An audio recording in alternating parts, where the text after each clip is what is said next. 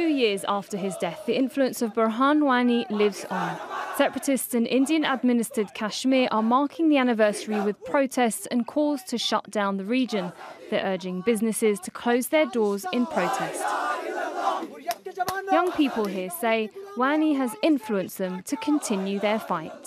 After the martyrdom of Burhan Muzaffar Wani, he had laid a foundation of the Kashmir struggle in a new way, in a new directions. And now what we do, the youth are not making any kind of compromise with India, and we are sacrificing our precious lives for this cause. This is a special day for us. Indeed, this is not a black day for us. This is a day of hope. This is a day of resilience, and this is a day of resistance for us.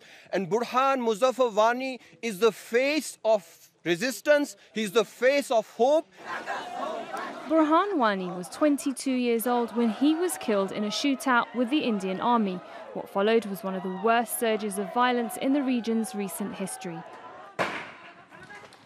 Months of street protests and a military crackdown killed more than 100 people. 2 years on, and Indian security forces are taking no chances. The region is under lockdown, and people aren't able to use mobile internet. Wani's hometown has been sealed off, and there's a curfew in place. 3 stone-throwing protesters were killed on Saturday, including a 16-year-old girl. But the army's conduct is now coming under growing international scrutiny.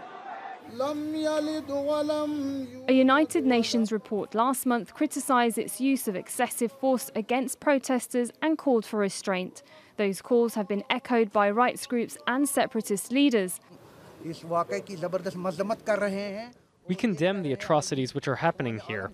We want to say to the world community, please interfere so that the bloodshed of innocent Kashmiris is stopped and we are set free of this oppression.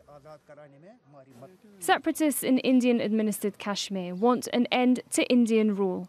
India has deployed 500,000 troops to keep control of a fight that's gone on for decades.